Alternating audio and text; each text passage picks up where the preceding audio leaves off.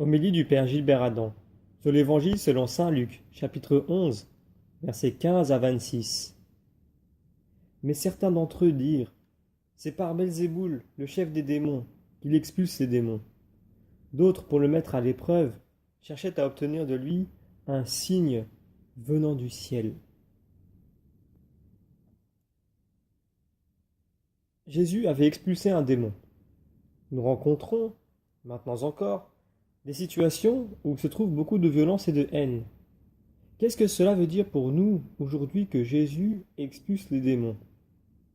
Quand c'est l'esprit de mensonge, de malice, de violence, de colère, de zizanie qui font loi, les dégâts sont grands dans la maison. Or, Jésus vient nous délivrer pour que notre vie s'approfondisse sans cesse et que nous avancions dans la découverte les uns des autres. Si, dans certaines rencontres, de nos différends jaillit la controverse, elle est normale. Nous voulons être ouverts à la lumière et au bien et resplendir de l'amour de Dieu. C'est alors une source d'amour, de vie et d'unité qui est donnée. Nous avons des relations personnelles qui sont rayonnantes d'amour, qui sont habitées par la vie. Nous pouvons aussi nous trouver dans des lieux où le mal remplit la demeure. Là, il ne fait pas bon vivre, c'est un lieu infernal. Jésus est attentif à nous faire avancer. Il éclaire notre action, notre situation, notre tradition, et il fait parler les adversaires pour qu'ils se respectent. Il reçoit en nous les propositions, et par charité, il nous montre les contradictions en situant les propos dans un cadre plus large. Nous continuons la lecture de l'Évangile. Jésus, connaissant leurs pensées, leur dit: Tout royaume divisé contre lui-même devient désert. Ces maisons s'écroulent les unes sur les autres. Si Satan, lui aussi, est divisé contre lui-même, comment son royaume tiendra-t-il? Vous dites en effet que c'est par Belzéboul que j'expulse les démons. Mais si c'est par Belzéboul que moi, je les expulse, vos disciples, par qui les expulsent-ils? Dès lors, ils seront eux-mêmes vos juges. En revanche, si c'est par le doigt de Dieu que j'expulse les démons, c'est donc que le règne de Dieu est venu jusqu'à vous.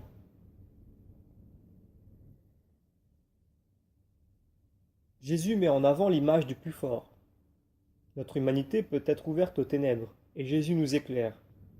La ligne de démarcation entre lumière et ténèbres passe au milieu de nous. Nous pouvons être inconsciemment l'équipement de combat de l'adversaire. Jésus, dans son amour infini, vient au secours de notre souffrance, de nos paralysies et de notre violence. Peu à peu, de la controverse émerge un discours positif. Jésus nous donne son interprétation. Il dit quelque chose de lui, de son action, de sa mission, du sens de tout cela, pour que nous puissions comprendre, adhérer à son annonce, le suivre, nous ouvrir à lui. Par l'action de Jésus, parce qu'elle est vraiment forte, douce, et qu'elle s'adapte à nous, nous pouvons nous laisser conduire par elle. Nous terminons la lecture de l'Évangile. Quand l'homme fort et bien armé garde son palais, tout ce qui lui appartient est en sécurité.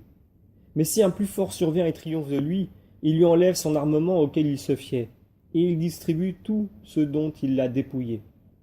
Celui qui n'est pas avec moi est contre moi, celui qui ne rassemble pas avec moi disperse. Quand l'esprit impur est sorti de l'homme, il parcourt des lieux arides en cherchant où se reposer, et il ne trouve pas. Alors il se dit: Je vais retourner dans ma maison d'où je suis sorti. En arrivant, il la trouve balayée et bien rangée. Alors il s'en va, et il prend d'autres esprits encore plus mauvais que lui, au nombre de 7. Ils y entrent, s'y installent. Ainsi, l'état de cet homme-là est pire à la fin qu'au début. Nous rendons grâce à Jésus. Il nous délivre de l'emprise du mauvais. C'est lui qui est vraiment le plus fort. L'accusateur des frères est lié par le mensonge. Un principe de discernement nous est donné. Être ou ne pas être avec Jésus. La vie se ressemble et se construit en lui. Elle se développe avec lui.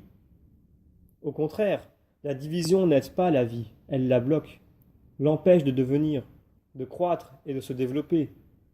Nous sommes des êtres de communion, tournés les uns vers les autres.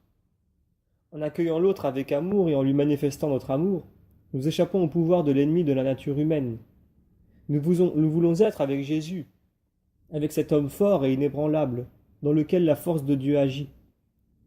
Il nous faut comprendre que notre être est créé à l'image et à la ressemblance de Dieu, dans une belle liberté de lui appartenir. Demandons à Jésus la grâce d'entendre cette parole afin de réaliser la paix autour de nous.